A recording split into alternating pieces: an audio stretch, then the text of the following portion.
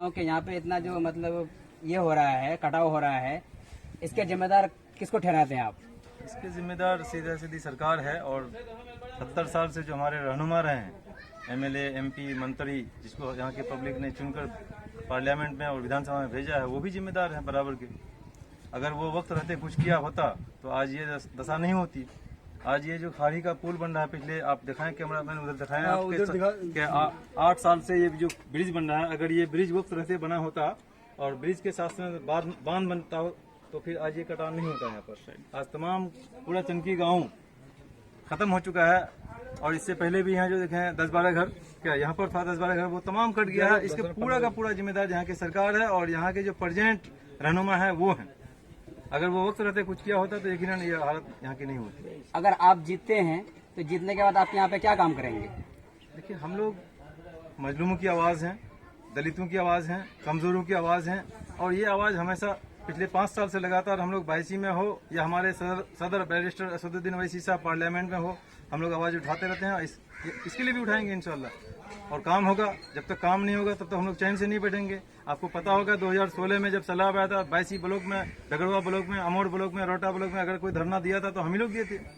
2017 में भी 22 ब्लॉक में धरना हम ही लोग दिए थे।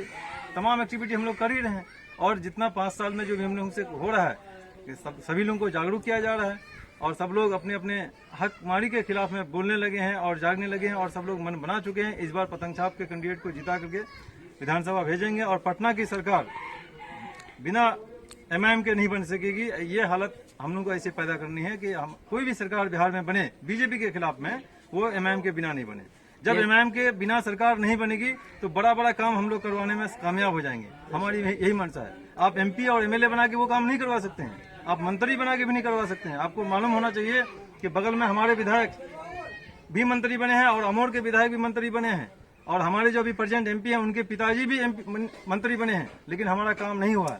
इसलिए नहीं हुआ कि ये लोग सिर्फ लाल बत्ती लेके काम करते हैं और हमारी पार्टी का जो मंशा है कि नहीं, सरकार बनाने में हमारा 10-15 जितना भी एमएलए होगा और हमारी इसी शर्त पर समर्थन होगा कि यहाँ जब तक सीमांचल में काम नहीं होगा हम आपको समर्थन नहीं करेंगे। आपकी सरकार गिरा देंगे या बना देंगे, पहले मेरा काम करिए। जैसे लोग घर से बेघर हो चुके हैं तो आप प्रशासन से इसके बारे में क्या कहना चाहते हैं?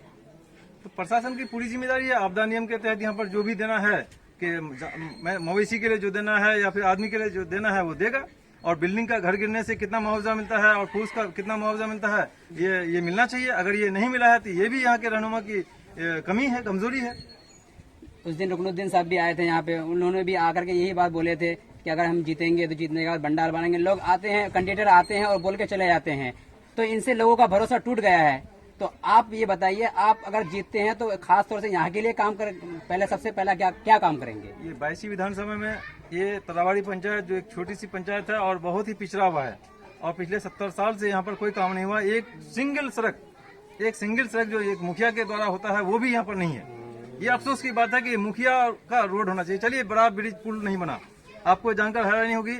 आप जानिए कि सीमांचल पुल निर्माण संघर्ष समिति में एक पुल का जो दिया गया था तो वो हम ही दिए थे कि सिमलवाड़ी से तालावाड़ी में एक पुल होना चाहिए। चलिए, बड़ा पुल नहीं हो सकता है लेकिन गांव का रोड तो हो सकता है, गांव में बदहाली नहीं हो सकती है, इतना तो होना चाहिए ना। ये गांव की जो कमी है यकीनन यहाँ के लोगों की कमी है और यहाँ पूरी तरह से ये 22 एरिया को 2 खेमे में बांट दिया गया है। 22 हो या अमोर हो, यहाँ भी सड़क के उस पार इस पार की बात चल रही है और 22 में भी 2 ही खेमे की बात चल रही है। हम लोग और 22 के नौजवान तमाम लोग मिलकर के एक तीसरी जमात खड़ा किए हैं और तीसरा मोर्चा बनाया है और यकीनन इस बार तीसरी मोर्चे में ये ताकत है कि इस पार्टी से जब तक यहाँ से कोई कैंडिडेट जीत के जाता है कोई भी, तो काम होगा और काम करवाने में मजबूर करेंगे हम सरकार को और यहाँ के प्रशासन के लोगों को। आप देख रहे हैं सीओ के, तो हमको नहीं लगता कि अभी तक यहाँ कोई मिला है, कुछ मिला है क्या? अभी तक कुछ भी नहीं मिला। कोई प्लास्टिक वगैरह कोई मुआवजा, सूखा राशन मिला? कुछ भी नहीं मिला। हम आपके माध्यम से सरकार से आग्रह करते हैं, हम डीएम महोदय से आग्रह करते हैं और 22 के जो रहनुमा है उनसे भी आग्रह करते हैं कि आप देखिए, तरस खाइए, चनकी गांव के लोगों पर तरस खाइए। आपको यहाँ की जनता और कभी माफ नहीं करेगी, यहाँ के जो बच्चे हैं कभी माफ नहीं करेंगे।